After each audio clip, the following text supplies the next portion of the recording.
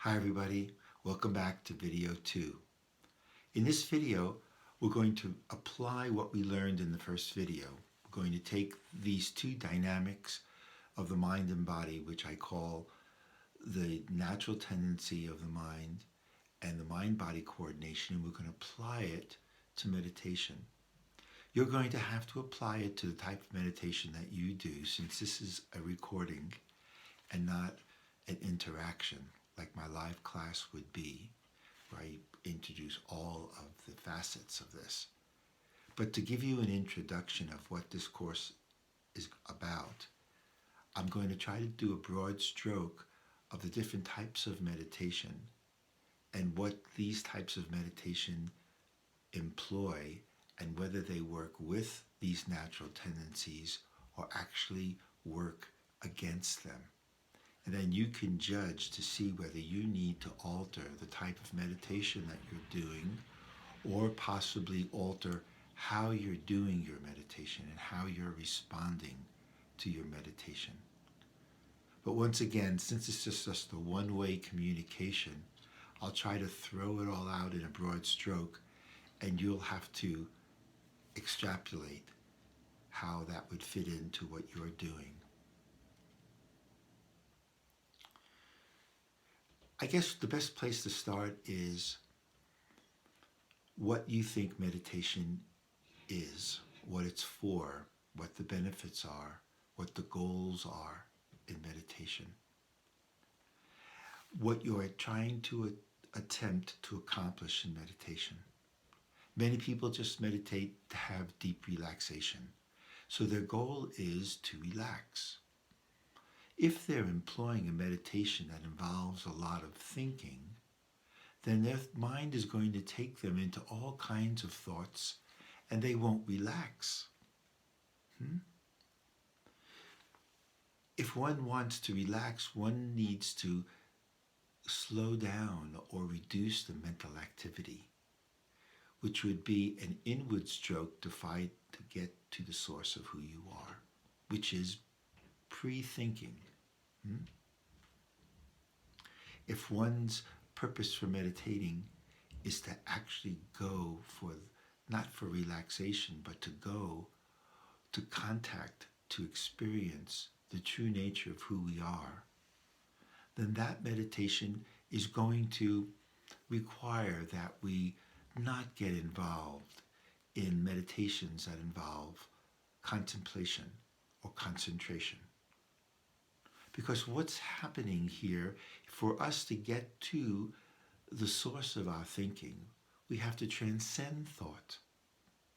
And in order to transcend thought, we have to have a vehicle that will allow us to take a thought and take it back down through its subtler levels of development. You can think of thinking as a lake. There's a bottom of the lake, and there's the surface of the lake. And you could say that somewhere down here there is the impulse to create a thought, and it begins to bubble up in the mind, and it begins to grow and grow and grow until it hits the surface of the lake. It hits the conscious 5-10% of our conscious mind that's awake, and we go, oh, here's a thought. If we want to go and reverse this direction, we have to take a thought and then go back through its developmental stages until we get to the very source of thought, and what's left is the thought falls off and the awareness that was supporting the thought, the pure being of who we are, is there, and that is experienced. Now, while that may sound complicated, it's not if we employ and regulate the meditation practice using the two natural tendencies, the two dynamics that I spoke about. So let's talk a little bit about the type of meditations. There are basically three types of meditations. I'll outline them quickly and then move to the one that, and then outline them, their positiveness, their assets, and their difficulties. The first meditation, which is my preference, is called a mantra meditation. A mantra meditation is when we repeat a sound, a mantra. A mantra is a sound that has a quality that allows us to go within. It takes our attention from the outward world to the inner world. And using this mantra in a certain way, which I'll talk a little bit later, because this is just a broad stroke. Using that mantra, we allow ourselves to go into subtle levels of thinking until the thought falls off and we just experience pure awareness. This is mantra meditation. The other meditation is called breath meditation. This is very common because it's very easy. You don't need to go out and get a mantra. You don't need to understand what that's all about. And the breath meditation is where you close your eyes, sit comfortably, and put your awareness on your breath. And when you put your attention on your breath, what happens is your breath becomes the only thing that you're aware of. And so, paying attention to the breath, you notice that the breath begins to quiet down. And as the breath quiets down, the mind will quiet down. We could say that in the mantra meditation, it's a mental technique that goes within and the body needs to follow. And in the breath meditation, the breath is leading and going, getting slower and getting softer, merely because we're paying our attention on it and letting it go easily and naturally. And with the breath meditation, the body is actually leading the mind in to subtle levels of thought. These two, I believe, are the best, in my opinion. I choose the mantra meditation first because that's what I know, that's what I was taught, that's what I've been practicing for 50 years, and so it's my preference. You get to choose which one works for you. The third type of meditation is what I call meditations that involve contemplation and concentration. And these meditations, I believe, in my estimation, are the hardest ones to find success with, because they ask you to think about a certain thought, or they ask you to concentrate on a certain part of your body. And when you apply concentration or contemplation, you are using that contemplation with the mind. The mind is contemplating. The mind is concentrating. And when you stay on the level of the mind, then the mind cannot transcend itself. You'll just keep thinking and thinking and thinking, like staying on the surface of that pond and not going down to the source. What happens is in concentration and contemplation, you keep thinking and thoughts stimulate more thoughts, and you go off. You're not feeling relaxed just by thinking about something, and you find that it's not successful. Not successful if you're looking for relaxation, not successful if you're looking to get to the source of who you are. And that's frustrating. And you'll usually stop and try to get some help, and eventually maybe go on to another technique. So let's go back now and understand how the two dynamics that I spoke about in video 1 play such a powerful role in either mantra meditation or breath meditation. When the mind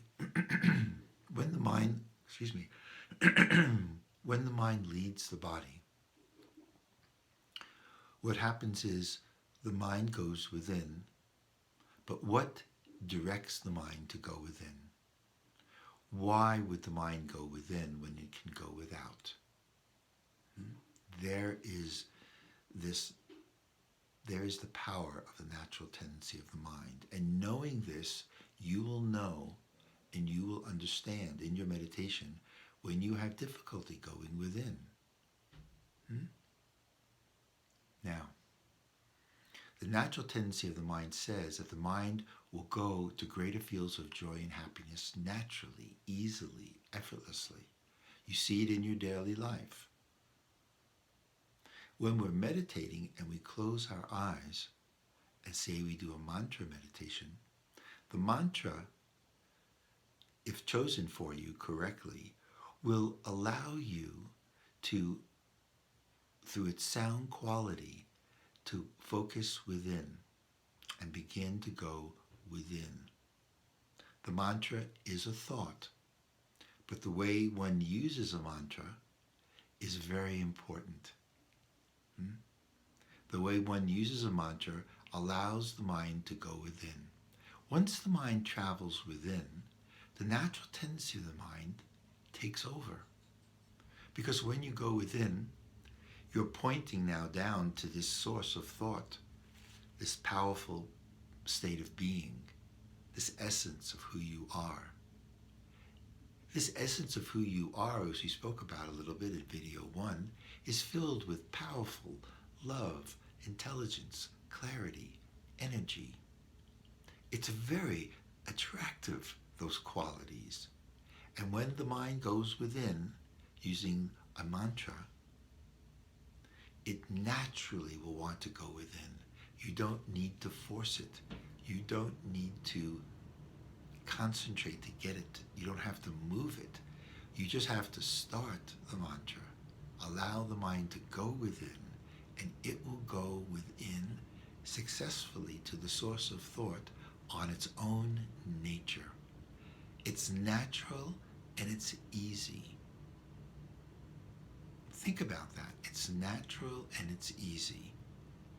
So when people say meditation should be easy and natural, and you say, but I've got to do something, that's the antithesis of natural and easy. But when you understand that you're just catching a ride on the natural tendency of the mind, then you can relax and stop trying to do something. It's when we try to do it that the difficulty occurs. When we just relax and let the natural tendency of the mind take us within, it's easy. This is also true in breath meditation. You begin to follow the breath easily, and you just hook on to the breath. The breathing is natural, is it? You don't think about breathing, do you? It's part of the parasympathetic and the sympathetic nervous system. And because you don't have to think about breathing, you just have to follow it. How easy can that be? This is why I believe that breath meditation and mantra meditation are far supreme over all other types of meditation. Again, just my opinion. So, this natural tendency of the mind is something that we understand, we take it in, we accept it, and then we rely on it. Because if it's a natural tendency to go within through breath or mantra, then we don't have to worry that we're doing it okay. We can trust it. Just like you go and have a meal. Do you worry after your meal that the food's going to get digested? Do you think about, oh, am I digesting my proteins? What about those carbohydrates? Oh, I just had that dessert and the coffee. How am I going to digest all this? No, you don't think about that. The body, with its own intelligence, takes care of it. You go off and play, or you go take a nap, have some fun. You don't think about digestion. So why should you think about meditation? Why should you worry about going within if you follow the natural path that was built within your mind and body to assure that you can have that? I'll digress in saying that we are such incredible beings. Well, the body contains some 70 trillion cells filled with beautiful, helpful bacteria and all kinds of organisms to help us heal, digest. Our body is such a miracle. So why shouldn't our inner self be as miraculous? Our true nature, the source of our thought, the source of all of our desires, the impulse for life, for creativity, for joy. That's as marvelous as the trillions of cells in our body. They both work together to create this incredible human being that we are. So I'll ask you to take a look at this natural tendency of the mind and trust it in your meditation. You can trust it in your meditation if you begin to practice using these two beautiful dynamics. Natural tendency of the mind, which I've spoken about, and the mind-body coordination, which I'm about to get into. You see, meditation is not just going in and contacting this great field of source of thought, source of being, and bringing it out. That's the goal of it. But there are things that have been going on in our mind and our body that may prevent that from happening in a fluid state. We have stresses in our body. We have mental paradigms, belief systems going on in our mind. Our mind is telling us that we're this kind of person, or we're good enough, or we're not good enough. And the mind's always talking to us, telling us who we are, what we're worth, hiding the fact that we are this incredible being within, underneath all this thought. So, like flying an airplane, the difficulty is not in learning how to meditate. It's not like learning how to fly an airplane.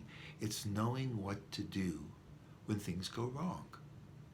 What happens when the mind flies off into a terrible thought? What happens if the body starts to jerk or has a pain? What do you do then? There is no book, like I said in video 1, called The Science of Meditation. I wish somebody would write it, explaining, giving you the roadmap of what will occur within your meditation practice. While I'm on that topic, I might mention that many of us start meditation and we just believe that every meditation is going to be exactly the same. And it can't be. Is every day of your life exactly the same? No. Is every moment exactly the same? No. That's because we're different in every moment. And the state of our mind and the state of our body is going to be different in every day. If we have a hard day, if we have a sleepless night, these things can affect our meditation. And so we need to know how to traverse through these conditions so that we understand that meditating when we're sleepy may cause us to fall asleep. But why? Not because we're lazy, but because the body needs rest. If you meditate and rest the mind and rest the body, it's like if you're tired and you sit down in a chair or you lay down on your bed, are you going to fall asleep? Naturally? Of course you are, because the body is going to take the rest that it needs. Well, that same principle applies to meditation. And if the mind thinks a thought, and the thought is disturbing, is the mind going to go off and worry a little bit about it? Yes, it is. Well, if that happens in meditation, what are you going to do? Well, we're going to talk about that right now. So, but in order to get into that nitty-gritty, let's talk a little bit more and jump back onto the mind-body coordination. Since the mind-body coordination tells us, demonstrates to us that if the mind starts to relax, the body relaxes. Or if the body begins to relax, lower its activity, the mind does. What this means then is that if you're doing breath meditation or mantra meditation, and all of a sudden your breath begins to slow down, what's going to happen as the physiological parameters of your body begin to slow down, your mind is going to slow down and take you deeper and deeper into the thinking until you get to no thought. As the mind goes in, the body goes in. The same thing can happen with a mantra. You start repeating mentally your mantra, and your mantra takes you within, and the mantra begins to change and gets subtler and subtler and subtler. The body begins to relax. So whether it's breath meditation or mantra meditation, when you're in that state of lower activity, whether the mind brings you down or the body brings you down, something is going to happen. When the body reaches a certain level of rest, and the levels of rest in meditation have been measured, and they're significant, very significant. So significant that back in 1969 in Scientific American, there was an article said that it's almost a fourth state of consciousness that happens. Dr. Keith Wallace did this study long ago. It's well known that on a deeper level of rest of the mind and the body, we're not asleep, we're not dreaming, and the physiological parameters are so low that it's amazing. So what happens when we get to this state? The body is going to take rest. When the body takes rest, what will it do? It will heal. What is healing within the body? When the body heals, it calls for chemicals and cells, white blood corpuscles to come in and start to heal torn tissue, to heal exhausted muscle. The body begins to increase its activity in order to heal whatever is going on in the body. That's an increase in physical activity. Automatic healing is an increase in physical activity. Well, guess what? If physical activity goes up, the mind must increase as well. And what happens? We start to think a thought. So, whether it's breath meditation or mantra meditation, we have an inward stroke of meditation where the mind leads the body or the body leads the mind. The body reaches a deep level of rest and begins to increase activity, and the mind must increase activity. What's the only activity the mind knows? Thinking. So you're going to notice that you go within the inward stroke of meditation and come out thinking a thought. So if you thought that you were going to go in and stay there for 20 minutes and then somehow miraculously wake up and say that was a great meditation, it won't happen. You're going to go in with relaxation on the level of the mind and body. You're going to come out thinking a thought, and then you're going to go back onto the breath and go back in again, or go back to the mantra and go back in again, and come out with another thought, and in and out, in and out. If you meditate for 10, 15, or an hour, that's the process of meditation. You're dipping into that field of pure awareness, you're coming out with it into your thought. And when you get up after meditation, you've dropped the bucket into the well of being many, many times, and it's in your consciousness. That's why your day becomes more relaxed, your day becomes more powerful. But let's stay in the focus of the dynamics of meditation. If you believe that when you go within on the inward stroke of your meditation, and you believe that when you come out with a thought, it's wrong, or it's not right, or you think I shouldn't be thinking, then you're already now going against the natural tendency of your mind and body. Now you're going to make an effort to push that thought away. And that effort's going to keep your mind and body on a very surface level. So there's how effort gets into your meditation. You get frustrated because you don't know what your goal of meditation is. I should be down there all the time. I should be down there all the time. This isn't working. You get all frustrated and you get up and you stop. But when you understand the cycle of meditation, the inward stroke, how natural it is for the mind to relax, for the body to relax, and how natural it is, how purposeful it is for the body to come out. Pardon me, the mind come out with a thought. From there you go on back onto the mantra or breath, and you're doing this throughout your meditation. This mind-body coordination is the counterpart to the natural tendency of the mind. Between the two of them, it explains how the whole practice of meditation is natural, as long as we get out of the way and we don't take our mind seriously when it says this isn't working. We are founded in these two dynamics, and we say, no, I know it's working. I believe in the natural tendency of the mind to go within. I believe in the natural tendency of the body to bring us out because of healing, and the mind must have a thought. Whether the thought is very powerful or the thought is very small, it'll all depend on what's being released.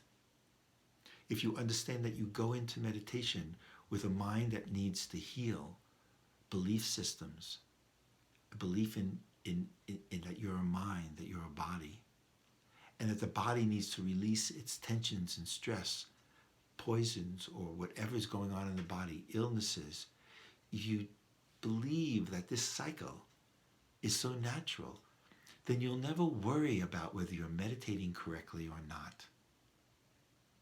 You will be sitting in the natural tendency. So if you fall asleep or if you have a powerful thought, there are things you can do to help this process of release and healing. Meditation does not take us to our essential self without healing on the nature of the mind and the nature of the body. So, do you believe that your meditation is some magical thing that is just going to take you to nirvana?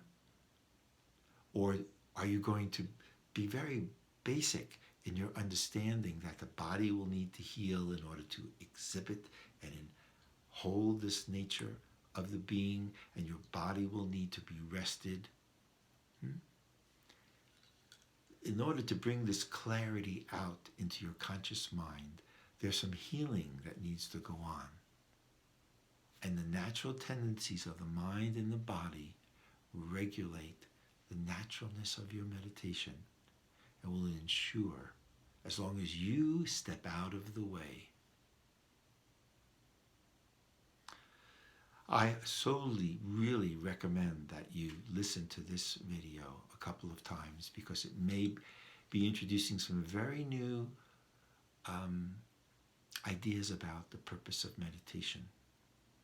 But know that every time you go within to the transcendent, every time the mind and body drop in and you go to a place of no thought, or you just go to a place of subtle thinking, you are sucking in this beautiful, powerful, unexpressed, unimaginable being that you are, and you're bringing it out into your thinking process and bringing it out into your life.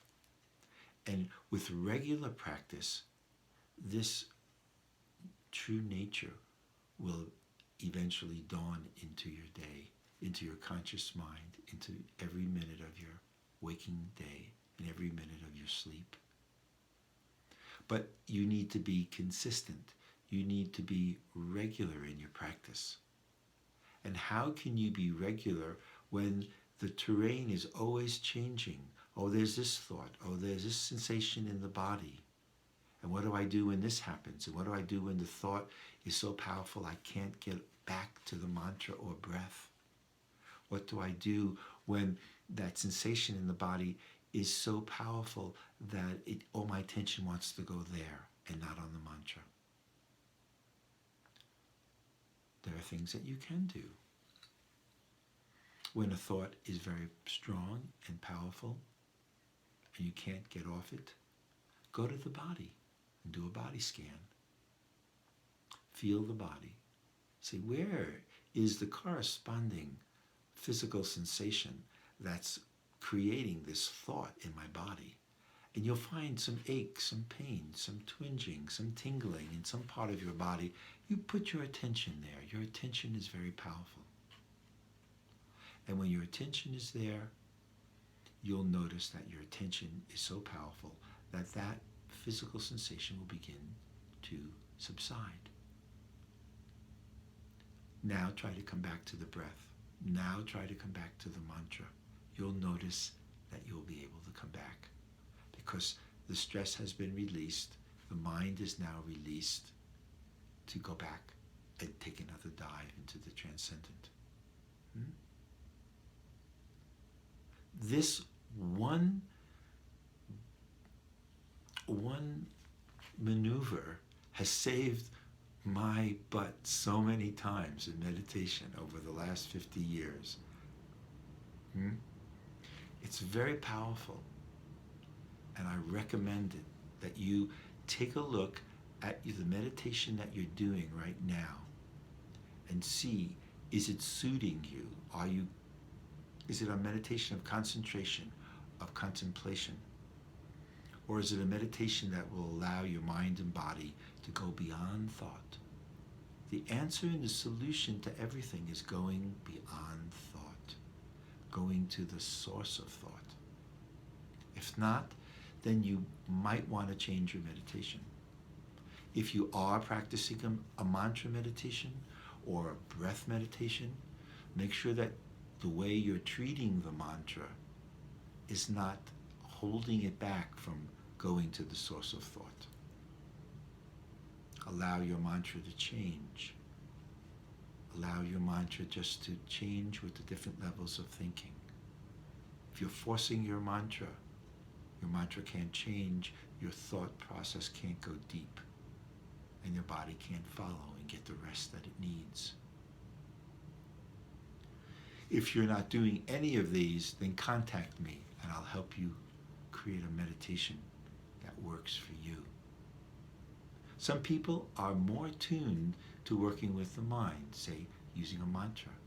Some people are very attuned to the body and would prefer to do a breath meditation. Either way,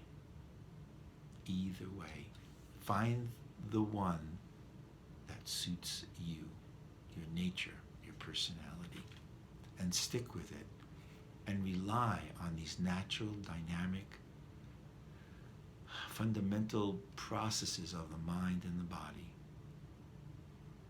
to assure that you know you're doing this correctly. And over time, you'll feel the difference in your daily life. You'll have more energy in your daily life. You'll have more clarity in your daily life. It'll be easier for you to express love and emotion and your natural intelligence. This is the beauty of meditation. But it must be natural, it must be easy, and it must be effortless. Okay, until the next video, video 3, where I'll talk about awareness techniques, how they work, how they complement meditation and vice versa. So I'll see you in the next video. Take care. Thank you.